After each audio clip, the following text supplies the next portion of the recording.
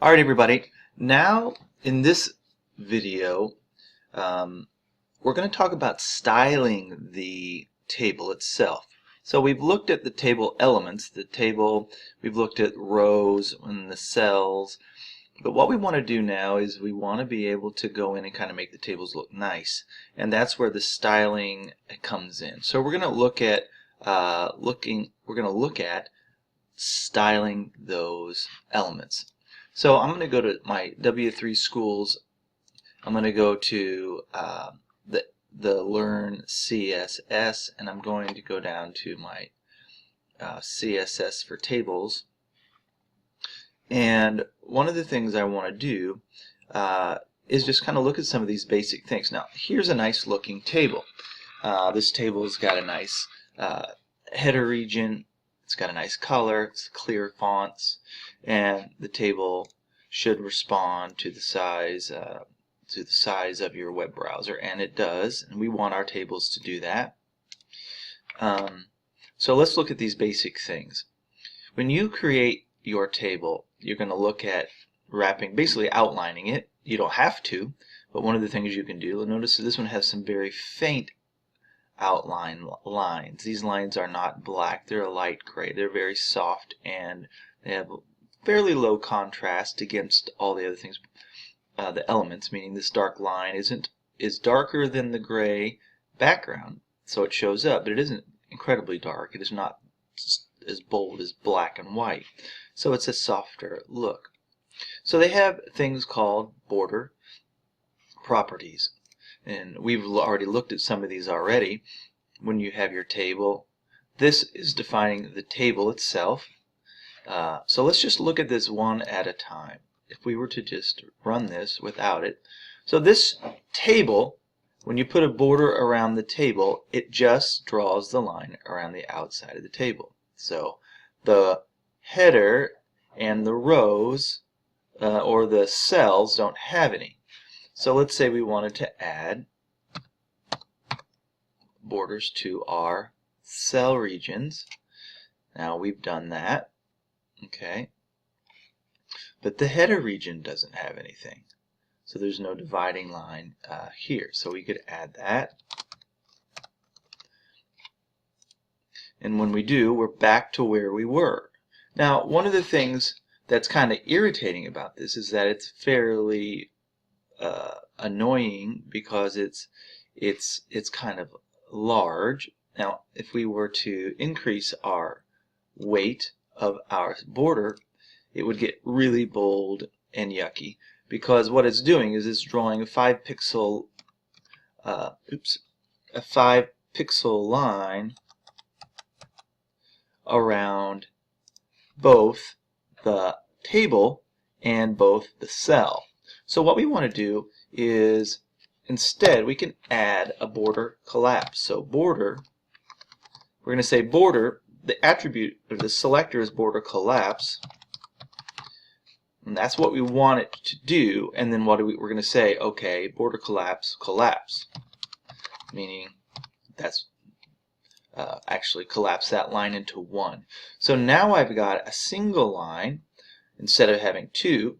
Then if I did increase my pixel value, then I get a nice, cleaner, solid line. One of the things I might want to do is I could add padding to this. So a nice padding.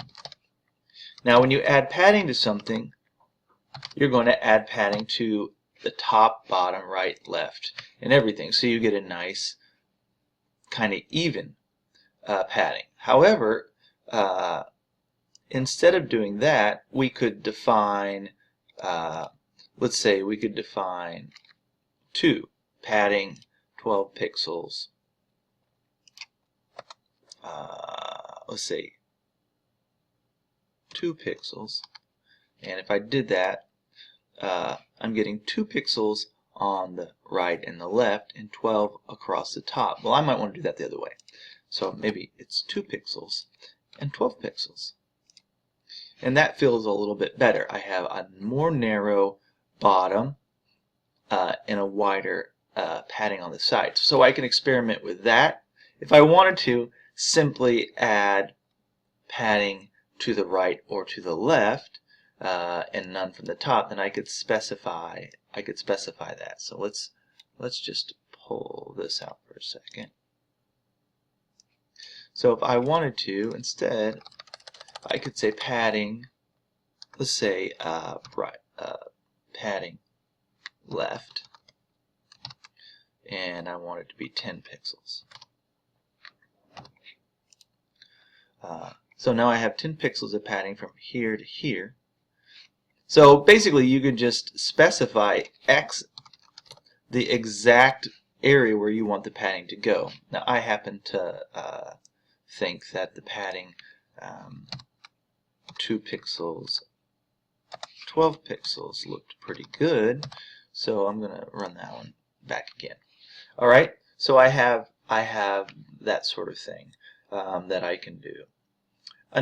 Let's look and see what else, some other examples. So we've got our padding. We can collapse that. If you only want to just leave it around the outside, you can do that. Another thing you can do is control the width and the height. Alright, so we can control the table's width and the height of the specific element of the table that we want. So we could adjust. When you say width equals 100, that makes your table responsive. It will scale up and scale down, but what you can do is then you can control the height. I'm going to close these.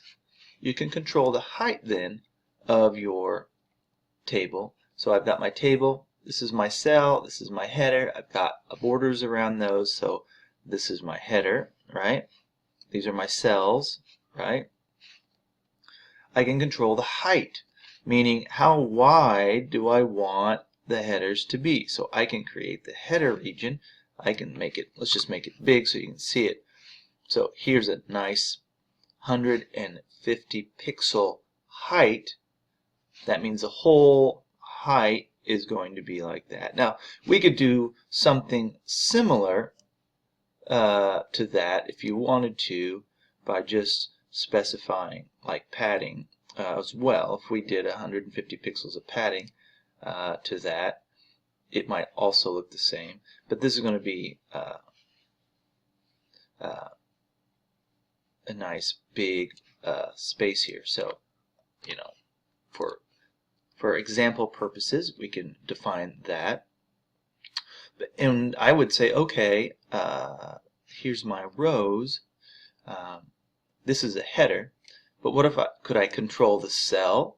So if I wanted to make my cells larger, give my cells a better height, maybe this is 50, let's say this is 75. Okay, let's make that 75, and let's say we want to make our rows, not our rows, but maybe the cells. Let's see what happens. And this is the kind of experimentation that I want you to be doing on your own. Maybe the results of what it is that you're going to do doesn't turn out to be what you expected, and that happens a lot sometimes. But I find that it helps me to learn when I'm not just reading it and looking at it and just doing what I've been told. I start to mess with stuff and see what happens. So notice that I added the cell height of 25. I get a nice balance. I like the ratio. Personally, I like a ratio of third, like 2/3, 1/3, and you can get something's 2/3 and 1/3 in a relationship. Maybe the whole table. Or the distances from here to here with values.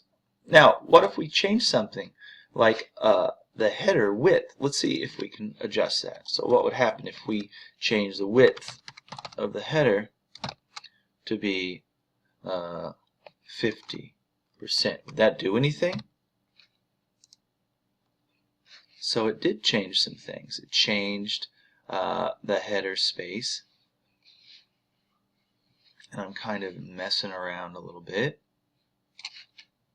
I'm going to take that out. What happens if I put in 150? So what it's doing is changing stuff, and I wouldn't want that. That doesn't look good to me. It's like it's making this first header 150. what would happen if I said 10%?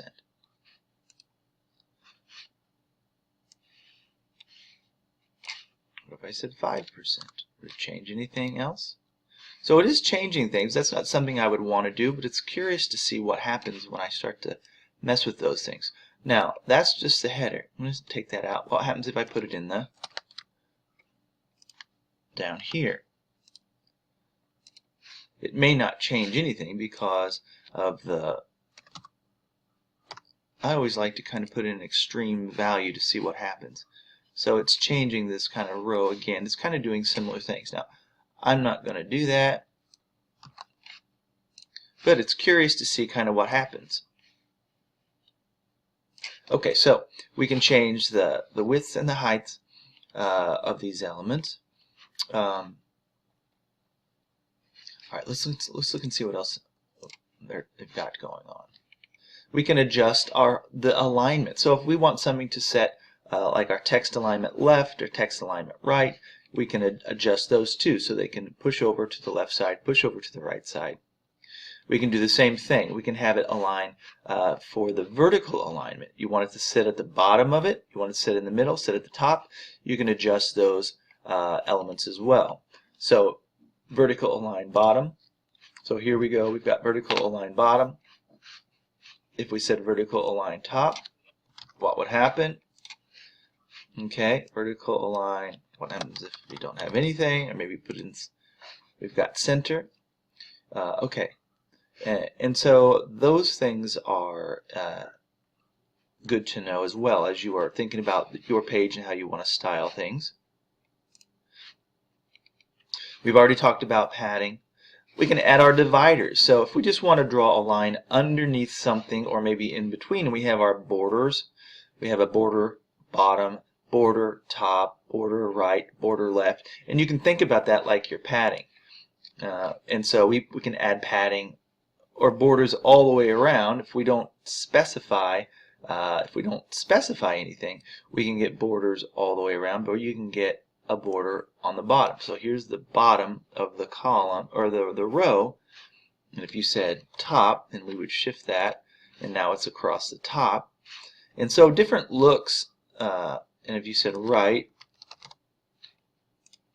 we get horizontal alignments, so that changes things up. And if we said left, I already said left, we get that border along this side. And so lots of things that you can do, different combinations. Let's say you wanted to have a border left, and we put in a border copy border. This is a border left, but let's say then we put in a border bottom. Then we'll get like a checkerboard kind of grid where we have this. It's kind of open. All right, so you kind of get a different look. And so you can really customize and make your tables. This looks more like a table. I kind of like it better whenever it's a little bit more open. So it gives you just kind of a little bit more freedom on what you're doing. So it's lots of experimentation, lots of variation to get kind of what you're wanting. I love this, hoverable tables. So this is where we start utilizing some of the attributes built in to the CSS 3 W3 schools. So we can get this nice hover attribute, and we've got in a row we're going to add the hover code, and we can give a color. And so just to change this to be a little more drastic, as you move over it, you can see that hover changing. All right, we can say the background color changes to black, and let's see if we could say color white. Let's see what we get if we run that. I may have to put in my semicolon there. Okay, run that. Then so whenever I hover over it, then I'm changing that to black background, white text. So that's a really bold and strong hover attribute, which is really pretty cool. All right, we're going to keep going.